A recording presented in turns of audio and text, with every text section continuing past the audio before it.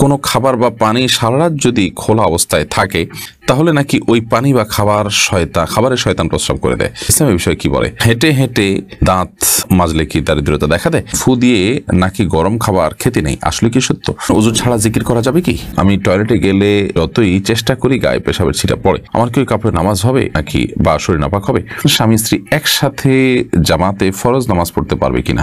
নখে nail polish দেওয়া কি হারাম? নখ বড় রাখলে কি নামাজ হবে? জানাবেন দয়া করে। আমি কলেজে পড়ি, কলেজে যাওয়া আসার জন্য আমাকে গাড়ি ব্যবহার করতে হয়। গাড়িতে উঠলে দেখা গেছে যে অনেক সময় পুরুষ পাশে বসে, বিশেষ করে সিএনজি, অটো। গাড়ি ব্রেক বা আঁকাবাঁকার কারণে ওই পুরুষের সাথে আমার টাচ লাগে, যেটা আমার অনিচ্ছা ঘটে, তাহলে কি আমার গুনাহ হবে? আজানের জবাব না দিলে কি গুনাহ হয়? মসজিদের পাশে কবর বা কবরের পাশে মসজিদের পরে কিছু বলবেন? আমার ছেলের বয়স 23 বছর, সে মারা গেছে, এখন কি তার আকিকা দেওয়া যাবে? মাহনাজ আখতার আপনি লিখেছেন, মাসিক অবস্থায় মেয়েরা কি আজানের জবাব দিতে পারবে? পারবে। মাসিক অবস্থায় আজানের জবাব দেওয়াতে কোনো অসুবিধা নেই। দুরুদ, জিকির, দোয়া, এগুলো সবগুলোই আপনি মাসিক অবস্থায় করতে পারবেন। দিনী বই পুস্তক পড়া ইত্যাদি আপনি করতে পারবেন। জাকিয়া খান নাসরিন আপনি লিখেছেন, ফু দিয়ে নাকি গরম খাবার খেতে নেই, আসলে কি সত্য? হ্যাঁ, ফু দিয়ে গরম খাবার খাওয়ার পরে হাদিসে নিষেধাজ্ঞা আছে। তাছাড়া এটা বৈজ্ঞানিকভাবেও বোধ হয়, আমি যতটুকু জানি, এটা অনুপকারী কাজ, ক্ষতিকর কাজ। বিধায় গরম খাবারে আমরা ফু দিয়ে খাবো না, বরং সেটা একটু সহনীয় পর্যায়ে ঠান্ডা হওয়ার জন্য প্রয়োজন অপেক্ষা করব, বা অন্য কোনোভাবে এটাকে আমরা নর্মাল করার চেষ্টা করব, কিন্তু ফু দিয়ে আমরা গরম খাবার খাবো না। রত্না সরকার আপনি লিখেছেন, আমার ছেলের বয়স 23 বছর, সে মারা গেছে, এখন কি তার আকিকা দেওয়া যাবে? প্রথমত, মানুষ জীবদ্দার সাথে তার আকিকা দিতে হয়। মারা গেছে যেহেতু, এখন আর আকিকা দেওয়ার প্রয়োজন নেই। বয়স বেশি হওয়ার পরও তার আকিকা দেওয়া যেতে পারে। নবী সাল্লাল্লাহু আলাইহি ওয়াসাল্লাম যে আকিকা নিজে দিয়েছেন, বয়স পরেও যদি আকিকা না দেওয়া হয়ে থাকে, তাহলে সেক্ষেত্রে আকিকা বড় হওয়ার পরও দেওয়া যায়। জান্নাতুল ফেরদৌস আপনি লিখেছেন, আমি কলেজে পড়ি, কলেজে যাওয়া আসার জন্য আমাকে গাড়ি ব্যবহার করতে হয়। গাড়িতে উঠলে দেখা গেছে যে অনেক সময় পুরুষ পাশে বসে, বিশেষ করে সিএনজি, অটো। গাড়ি ব্রেক বা আঁকাবাঁকার কারণে ওই পুরুষের সাথে আমার টাচ লাগে, যেটা আমার অনিচ্ছা ঘটে, তাহলে কি আমার গুনাহ হবে? এখন করণীয় কি? প্রথমত, এ ধরনের পুরুষের সাথে একজন পরনারী পাশাপাশি না বসা উচিত। হাতে ব্যাগটা কোনো কিছু থাকলে সেটা মাঝখানে দিয়ে দেওয়া দরকার, তাতে আপনি বেঁচে থাকতে পারেন। এইটুকু অন্তত আপনার চেষ্টা থাকা উচিত। এবং অনিচ্ছাকৃত এরপরও যদি ব্রেকের কারণে আপনার টাচ হয়ে যায়, তাহলে সেক্ষেত্রে ইনশাআল্লাহ গুনাহ হবে না। কিন্তু নিজের সর্বোচ্চ চেষ্টা থাকতে হবে যাতে করে পর্দার খেলাফ না হয় এবং তার শরীরে স্পর্শ না হয়। এরপরে রাবেল হোসেন এআইডি থেকে আপনি লিখেছেন, নিজের স্ত্রীকে রক্ত দিলে ভবিষ্যতে কোনো সমস্যা হবে কিনা, ইসলাম শরীয়ত কি বলে? কোনো মানুষকে যদি আপনি রক্ত দেন, প্রাপ্তবয়স্ক মানুষকে, তাহলে তার ফলে কিন্তু তার সাথে রক্তের সম্পর্ক সৃষ্টি হবে না। দুধ পান করার যেরকম রক্ত সম্পর্ক সৃষ্টি হয়, এখানে কিন্তু বিষয়টি সেরকম নয়। বিধায় আপনার এ ধরনের সিচুয়েশনে কোনো অসুবিধা নেই। যদি এই ভদ্রলোক, তিনি যাকে রক্ত দিয়েছেন, কোনো মেয়েকে, তাকে যদি তিনি বিয়ে করেন, তাহলে সেক্ষেত্রে অসুবিধা হবে না ইনশাআল্লাহ তাআলা। নখে নেল পালিশ দেওয়া কি হারাম? নখ বড় রাখলে কি নামাজ হবে? জানাবেন দয়া করে। বোন ফাহিমা, নখে নেল পালিশ দেওয়াটা হারাম না, কিন্তু নেল পালিশ দিলে আপনার উজু হবে না, গোসল হবে না, সেটা হলো একটা ব্যাপার।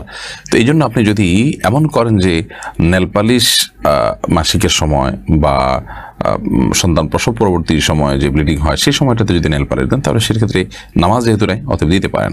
আর নখ বড় রাখা এটা সুন্নাহর খেলাফ, নামাজ তো হয়ে যাবে, কিন্তু নখ বড় রাখা এটা সমস্ত নবীদের যে কমন সুন্নাহ আছে, সুনানুল ফিতরা যেটাকে বলা হয়, সেটার পর খেলাফ কাজ, যার কারণে এটি করা যাবে না। তবে নামাজ হয়ে যাবে যদি আপনি পানি এই নখের উপরে এবং নখের নিচে আপনার চামড়া, মানে সামনের যে অংশ চামড়া পর্যন্ত, আঙ্গুলের মাথা পর্যন্ত যদি আপনি পানি পৌঁছে থাকেন। এরপর শিশির আব্দুল আপনি লিখেছেন, মসজিদের পাশে কবর বা কবরের পাশে মসজিদের পরে কিছু বলবেন? এটাতে কোনো অসুবিধা নেই। কবরের পাশে মসজিদ বা মসজিদের পাশে কবর, কবরের আলাদা ওয়াল, আলাদা জায়গা, মসজিদের আলাদা জায়গা, কোনো অসুবিধা নেই। মসজিদের ভেতরে কবর হলে সেটা নিষিদ্ধ। মসজিদের ভেতরে কবর থাকলে সেখানে নামাজ পড়া মানে হলো কবরে নামাজ পড়া, কবরস্থানে নামাজ পড়ার শামিল, যেটি ইয়াহুদীদের মধ্যে ছিল, যেটি নবী সাল্লাল্লাহু আলাইহি ওয়াসাল্লাম আমাদেরকে নিষেধ করেছেন। যার কারণে মসজিদের ভেতরে কবর থাকলে সমস্যা, মসজিদের বাইরে, ওয়ালের বাইরে যদি কবর থাকে, তাতে অসুবিধা হবে না ইনশাআল্লাহ তাআলা, নামাজ পড়া যাবে সেখানে।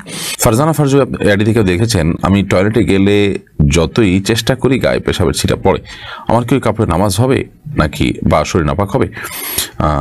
যদি আপনার টয়লেটে আপনার গায়ে পেশাবের ছিটা আসে, সেই ছিটাগুলো যদি ওই যে শুয়ের আগায় যতটুকু পানি পড়ে এই টাইপের ছিটা, তাহলে সেক্ষেত্রে আপনার এর কারণে কোনো চিন্তা করার কোনো কারণে, এর কারণে আপনার শরীর বা কাপড়ে লাগলে সেটা নাপাক হবে না, কারণ এটি মানুষের সাধ্যের বাইরে এটুকু থেকে বেঁচে থাকা। তবে আপনি যদি দাঁড়িয়ে পেশাব করেন তাহলে সেক্ষেত্রে এই ধরনের ছিটা পড়ার সম্ভাবনা বেশি থাকবে, বসে পেশাব করলে এটার সম্ভাবনা কম থাকবে। সতর্ক থাকবেন সর্বোচ্চ, কারণ কবর আযাবের অন্যতম কারণ হলো পেশাব থেকে পবিত্র ভালো করে না হওয়া। আল্লাহ আমাদেরকে মাফ করুন। আর যদি আপনি শত চেষ্টা করার পরও পারেন না, লেগে যায় 2-1 ফোঁটা, তাতে কোনো অসুবিধা নেই ইনশাআল্লাহ বিদিনিল্লাহ। তাসমিমা বাঁধন জ্যোতি আপনি লিখেছেন, স্বামী স্ত্রী একসাথে জামাতে ফরজ নামাজ পড়তে পারবে কিনা, যদি পারে তাহলে কি একামত দিতে হবে, তাছাড়া অন্যান্য নফল নামাজ কি জামাতে পড়তে পারবে?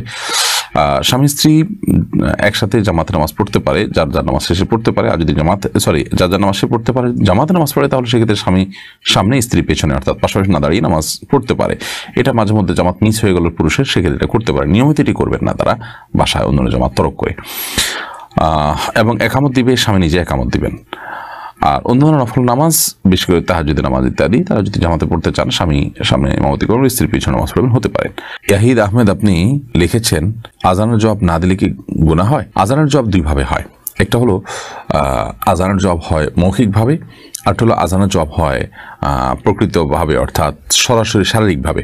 মৌখিকভাবে আজানের জবাব হলো মুয়াজ্জিন যা বলেছেন তার সাথে বলা, এই বলাটা মুস্তাহাব, এটি না দিলে কোনো গুনাহ হবে না। কিন্তু আজানের জবাব যেটা শারীরিকভাবে দিতে হয়, ধরুন মুয়াজ্জিন সাহেব আজান দিলেন, দেওয়ার পরে শারীরিকভাবে জবাব দেওয়া মানে হলো আপনি সে আজানের জবাব দিয়ে মসজিদে যাবেন এবং হাজির হবেন। তো সেই কাজটা যদি আপনি না করেন, মসজিদে উপস্থিত না হন, তাহলে সেক্ষেত্রে আপনি গুনাহগার হলেন পুরুষ হয়ে থাকলে।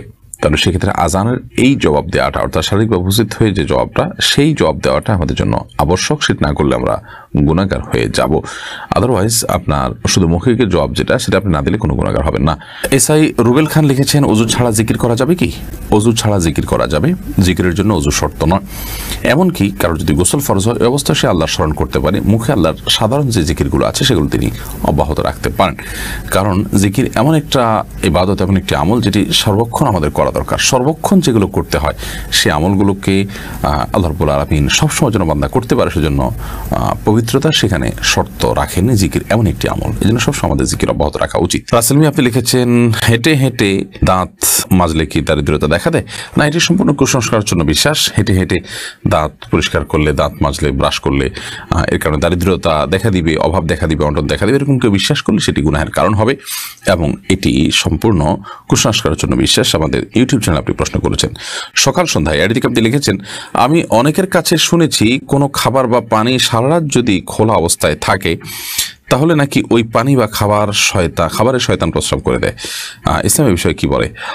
দেখুন, এমনিতে নবী করিম সাল্লাল্লাহু আলাইহি ওয়াসাল্লাম নিষেধ করেছেন আমরা রাতে শোয়ার সময় যেন কোনো খাবার বা কোনো পাত্র এমনকি যেন খালি যেন না রাখি। শয়তান বিচরণ করে, দুষ্টজিন বিচরণ করে, সেটাকে ঢেকে রাখতে নবী সাল্লাল্লাহু আলাইহি ওয়াসাল্লাম নির্দেশ করেছেন। আমরা অনেকেই এটার প্রতি খেয়াল রাখি না, কিন্তু তাই বলে শয়তান পেশাব করে এরকম কোনো কথা কোরআন হাদিসে কোথাও বর্ণিত হয়নি। এগুলো আমাদের সমাজে প্রচলিত কথা। অনেক মুরব্বীরা এই যে খাবার বা প্লেট ইত্যাদি অনেকে ঢাকা ছাড়া শুয়ে পড়েন, সেই বদভ্যাস বা সেই খারাপ কাজটিকে দূর করবার জন্য এই ধরনের কথা নিজেরা বানিয়ে নিয়েছেন। তো কোরআন এবং হাদিসের নামে মন গড়া এরকম কোনো কথা বানিয়ে নেওয়া এটা গুনাহের কথা। নবী সাল্লাল্লাহু আলাইহি ওয়াসাল্লাম বলেছেন, মান কাযিবা আলাইয়া মুতাআম্মিদান ফালিয়াতাবাওয়া মাকআদাহু মিনান নার। যে ব্যক্তি আমার ব্যাপারে ইচ্ছাকৃতভাবে মিথ্যা কথা আরোপ করবে, আমার নামে মিথ্যা হাদিস বলবে, সেজন্য তার ঠিকানা জাহান্নামে জেনে রাখে।